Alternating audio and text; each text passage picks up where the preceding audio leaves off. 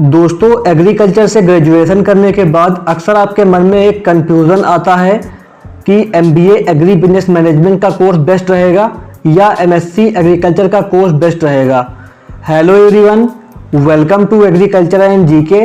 इस वीडियो में मैं अभिनय दीक्षित आज आप सभी लोगों से MBA agri business management versus MSc agriculture के बारे में डिस्कस करूंगा। इस वीडियो में हम इन दोनों के बारे में जानेंगे और आपको बताएंगे कि कौन सा कोर्स आपके लिए बेस्ट रहेगा। आप एग्रीकल्चर से ग्रेजुएशन करने के बाद कौन सा कोर्स करें मास्टर्स के लिए। तो चलिए शुरू करते हैं वीडियो को। सबसे पहले बात कर लेते हैं नेम ऑफ डिग्री के बारे में। तो एमबीए एग्री बिजनेस मैनेजमेंट, इसका फुल फॉर्म क्या होता है? Master of business administration in agri business. जो आपका एमएससी एग्रीकल्चर होता है, इसका फुल फॉर्म क्या होता है? Master of science in agriculture. Degree type आपके दोनों मास्टर्स प्रोग्राम होते हैं, यानी कि आप इनका ग्रेजुएशन करने के बाद इन प्रोग्राम्स को कर सकते हो। और इन कोर्स का जो ड्यूरेशन होता है वो 2 इयर्स का होता है। 2 साल के ये दोनों प्रोग्राम होते हैं। जो आपका इंट्रेंस एग्जाम होता है एमबीए एग्री बिजनेस के लिए, उनमें आपके CAT, MAT, JET, C MAT, CUCET, ICAR, AIEE, state agri exams, ये कुछ एग्जाम्स हैं जो आप दे करके एमबीए एग्री बिजनेस कोर्स के लिए एडमिशन पा सकते हैं।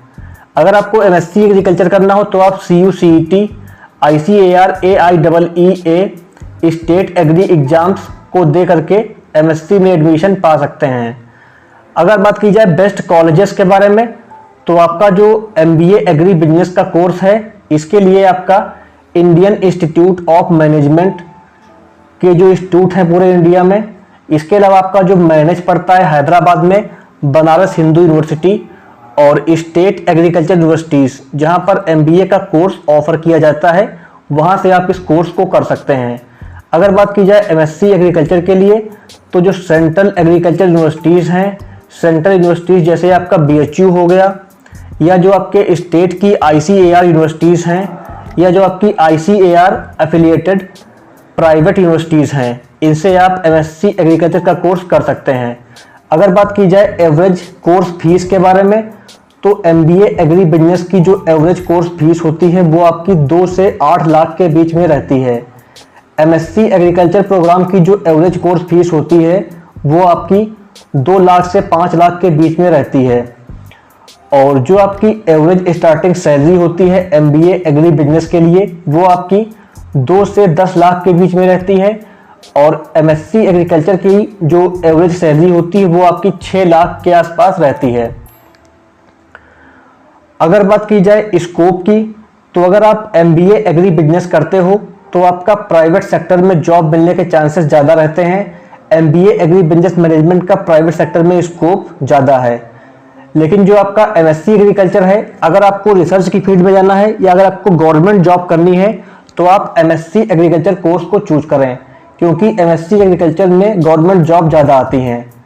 अगर बात की जाए टॉप गवर्नमेंट जॉब्स के बारे में, तो अगर आपने एमबीए एग्री बिजनेस कर रखा है तो आप मैनेजमेंट ट्रेनी की जॉब पा सकते हो cotton corporation of India national seed corporation में। इसके अलावा आपका इफको में वैकेंसी आती है और नाबार्ड में आप जॉब पा सकते हो। IBPS AFO बन सकते हो आप, और आप टीचिंग की जॉब्स पा सकते हो। इसके अलावा कुछ कॉन्ट्रेक्चुअल जॉब भी आती हैं ICAR के इंस्टीट्यूट में, वो भी आप पा सकते हैं। अगर बात की जाए एमएससी एग्रीकल्चर के जॉब्स के बारे में, तो एमएससी एग्रीकल्चर करने के बाद आप PhD में एडमिशन ले सकते हैं और असिस्टेंट प्रोफेसर की जॉब पा सकते हैं और रिसर्च की फील्ड में जा सकते हैं, जिसमें आपका साइंटिस्ट हो गया, एग्रीकल्चर रिसर्च साइंटिस्ट वगैरह, और जो एग्रीकल्चर के इंस्टीट्यूट होते हैं उनमें आप अच्छी पोस्ट पर जॉब पा सकते हैं। इसके अलावा जो आपका PGT का एग्ज़ाम होता है, ये टीचिंग लाइन का एग्ज़ाम होता है, इसके लिए आप एग्ज़ाम दे सकते हैं। नेशनल सीड कॉरपोरेशन लिमिटेड में वैकेंसीज आती हैं एमएससी एग्रीकल्चर वालों के लिए।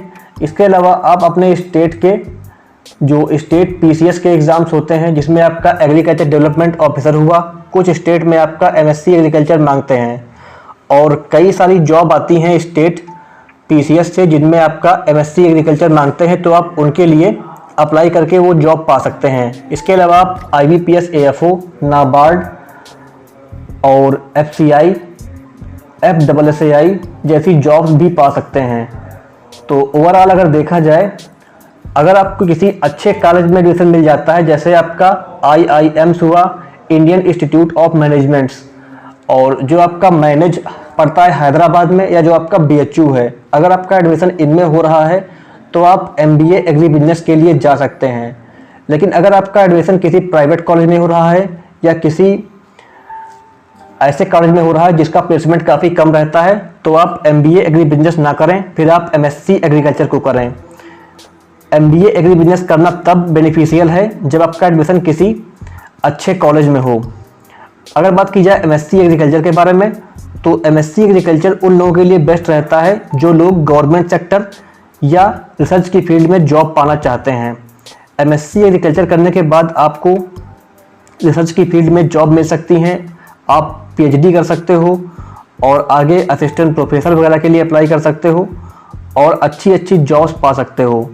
तो दोस्तों, ये थी complete information MBA agri business versus MSc agriculture के बारे में। अगर आपको वीडियो अच्छी लगी हो तो वीडियो को लाइक करिए, शेयर करिए, चैनल को सब्सक्राइब कर लीजिए, क्योंकि इस चैनल पर आपको इसी तरह की इंफॉर्मेटिव वीडियोस मिलती रहेंगी। Thank you so much. God bless you all.